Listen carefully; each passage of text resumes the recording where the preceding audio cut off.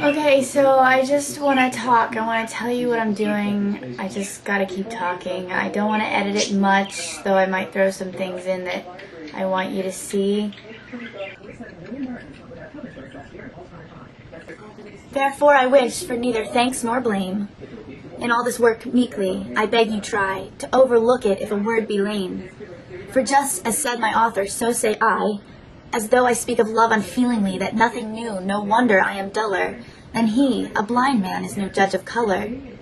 And then you know the forms of language change within 1,000 years, and long ago some words were valued that will now seem strange. What I want you to see is me, but not who I am, more like who I want to be, and the world how I want it to be. And most of my videos are happy and upbeat, and that describes me.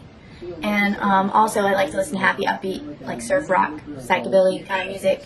I like happy rock, and I like things that are beautiful that make me happy when I look at them. So I wanna be all those things. As you can see, I take little shots of what I see, and I put it together. And I really am. I might have to read this. I included this in a message to somebody. We were talking about a new type of poetry, like, me and there are a few other people doing it, are forging a way to put poetry forth in a new light, like modern age poetry. I think that was the phrase. Here's some of my favorite, just a couple favorite lines. The wise have told us it is dangerous to cut a stick, for he who cuts it may live to be beaten with it one fine day. And one day I'd really like to be a college professor and, be one of the former, someone who, I want to be the head of my field of a modern poetry genre or class. It's a new genre. This whole video, internet vlogging thing is a new genre. Poetry elevated to an ultra sensory level with visuals and textuals and sided visuals and sound and music and stanzas and structured and repetition.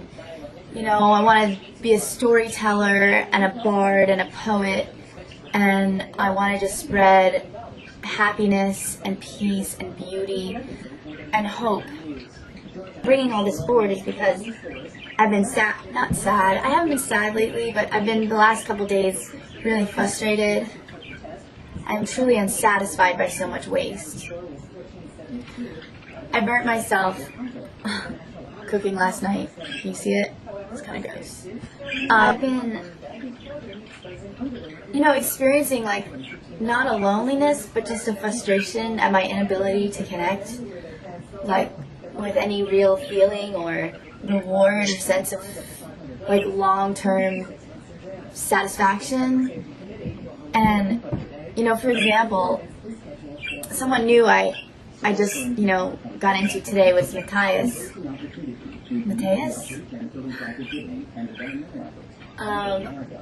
And I started watching his videos. I've watched a video before, a while ago, but I started kind of watching them all systematically, and I was just like a miner or a robber baron, just consuming through materials as fast as I can. I just watched one video after the other, and then all of a sudden there were no more videos to watch, and I was just left with this profound sense of dissatisfaction,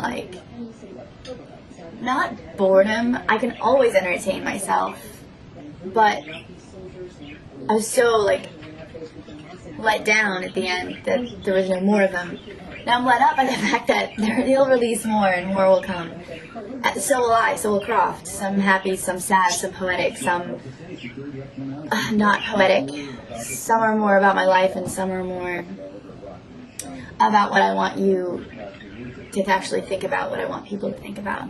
I'm starting a new kind of poetry, modern age poetry. I hate the word modern. Somebody a while back thought of intermusa poetry. I didn't go anywhere with that, but I love the name intermusa poetry. Intermusa poetry. It's like a combination, and muse would be in boldface, Oh, this has gone on really long. Hopefully with minimal editing, just a little bit, but I want to be a bard, a wandering bard, and as far as I know, those were gone 1,000 years ago or so, and I want to take that idea and put it on the internet. I want to wander around the internet. I want to wander around the outskirts of our society's consciousness and inject it with my version of me. I think that my presence there can be good and beneficial, and I'm motivated to be there. And I want to make differences for people, make them see beauty in the mundane and maybe feel good for a minute, because this is not a good world. It's not. It has its redeeming qualities, but so far it's just fucked so many people. So much the minority of human beings that have ever lived and died, many billions and billions, I'm sure, died miserable, or oppressed, or unable to be who they were, who they really wanted to be. I'm so lucky. I really want to pursue this, and I want this to be successful for me, because it'll prove something to me. I don't know what. I have to stop biting my nails.